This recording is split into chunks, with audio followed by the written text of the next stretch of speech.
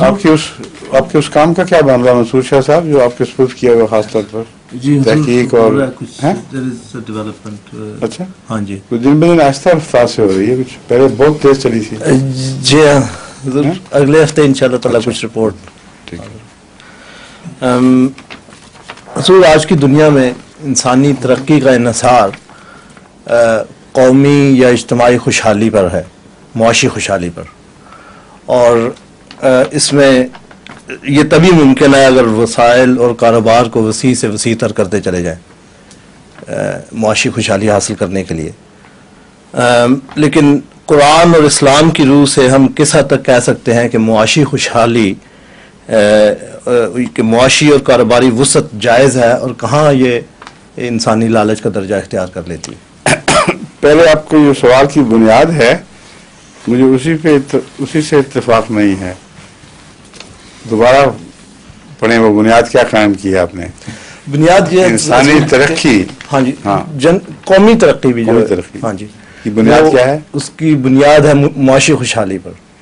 بالکل اس کے برعکس حقائق قانون قدرت کے مطالعے سے سامنے آتے ہیں.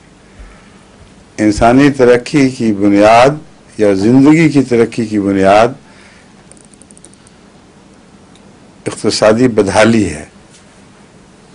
جب بھی اقتصادی خوشحالی ہوئی ہے اس دور میں جہاں جانور کسی ایک مقام پہ پہنچا تھا تو وہیں کھڑا ہو گیا, اگلا قدم نہیں اٹھایا اس نے. جہاں اقتصادی بدحالی ہوئی اس کی زندگی کو, اس کے وجود کو خطرہ درپیش ہوا, پھر حیرت انگیز رد عمل شروع ہوئے ہیں, نئی صلاحیتیں پیدا ہوئی ہیں, اور خطرناک حالات میں زندہ رہنے کی صلاحیت اور زندہ رہنے کا سلیقہ عطا ہوا ہے. تو ہر ترقی کا قدم جو ایوولوشن میں زندگی نے آگے بڑھایا ہے وہ بدحالی سے تعلق رکھتا ہے, خوشحالی سے نہیں. اور یہ جو مضمون ہے یہ آج بھی اسی طرح جاری ہے. انسانی تاریخ پر نظر ڈال کے دیکھیں, قرآن کریم اس حوالے سے بتاتا ہے کہ جب بھی خوشحالی ہوئی اور عیش و عشرت کے رجحان پیدا ہوئے اس کے نتیجے میں, تو بالآخر قومیں ہلاک ہو گئیں. مترفیہم ہیں جو فساد پر آمادہ ہوتے ہیں, جو خوشحال لوگ ہیں وہی فساد کیا کرتے ہیں, وہی انکار کیا کرتے ہیں.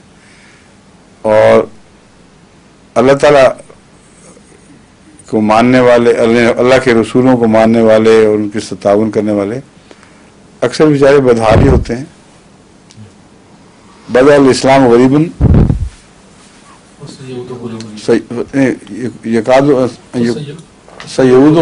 فطوبى للغرباء. ہاں, فطوبى للغرباء ہے کہ اسلام کا آغاز غریبوں سے ہوا تھا اور اس کا انجام بھی غریبوں ہی پر ہوگا. فطوبى للغرباء, بس خوشخبری, کیا ہی عمدہ بات ہے. طوبہ عام طور پر لوگ خوشخبری کہتے ہیں, مگر طوبہ سے مراد خوشخبری نہیں, کیسی اعلیٰ بات ہے, کیسی عمدہ خوشکن بات ہے ان لوگوں کے لیے جو غریب ہوئے. تو یہاں غریب کے صرف مالی لحاظ سے غریب مراد نہیں ہے, بلکہ انکساری اور فروتنی وغیرہ مراد ہیں دراصل اس میں.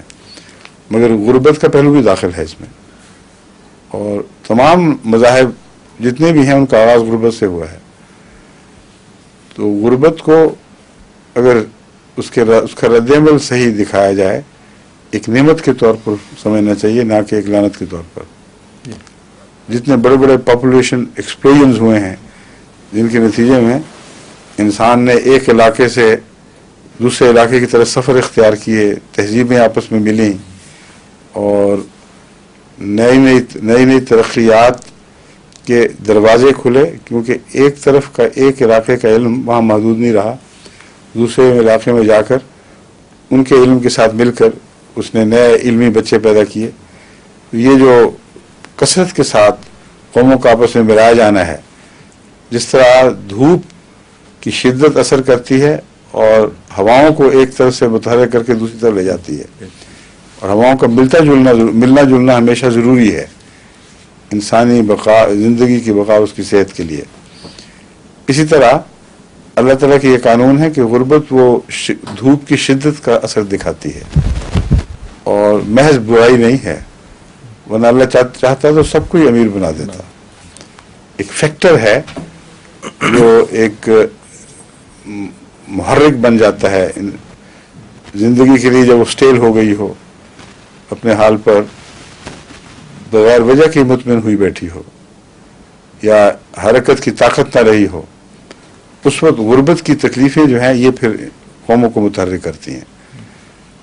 پاکستان میں جو اس وقت اقتصادی حالت ہے، جو اہل علم ہیں وہ جانتے ہیں کہ پاکستان کی اقتصادیات کی بقا ان غریب مزدوروں پر ہے جو ملک چھوڑ کر دوسرے ملکوں میں کمائی کرنے کے لیے نکل کھڑے ہوئے، اور جو کویت اور دوسرے ممالک میں وہ جو فارن ایکسچینج آ رہا ہے اسی سے ان کی سروسنگ ہو رہی ہے ڈیٹ کی. اگر یہ فیکٹر نکال لیں تو پاکستان کبھی کا اقتصادی لحاظ سے بیٹھ چکا ہوتا. اور یہی غریب ہیں جو قوم کی اقتصادیات کو سنبھالنے کا موجب ہیں، سہارا دینے کا موجب ہیں. اور جب یہ واپس جاتے ہیں تو سب سے زیادہ ظالمانہ ان سے سلوک ہوتا ہے. کسٹمز وغیرہ پر ان کے بیچاروں کے شوق کیا ہوتا ہے، ایک بڑا سا کیسٹ ریکارڈر یا ٹیپ ریکارڈر اٹھا لیا، ٹی وی میں لے لیا، پھر ان کو اسی طرح ڈبوں میں بند گھروں میں جا کر بنانا چاہتے ہیں کہ ہم کیا بن کے آئے ہیں، کیا لے کے آئے ہیں. اور کسٹم والے سب سے زیادہ ان پہ مصیبت ڈال دیتے ہیں، کچھ پیسے وصول کرتے ہیں، کچھ جرمانے ڈالتے ہیں. اور جو امیر کبیر آدمی جو دراصل ان کی کمائی کھا رہے ہیں وہ عیش و عشرت کے ساتھ بڑے تناسانی کے ساتھ وہاں سے گزر جاتے ہیں. اسی لیے حضرت صلی اللہ علیہ وسلم نے فرمایا ہے کہ غریبوں میں تمہارا رزق رکھا گیا ہے. اس قسم کی حضور حدیث بھی ہے، مجھے یاد نہیں آ رہی، الغنا غنا نفس نفس سے وہ اور ہے. اچھا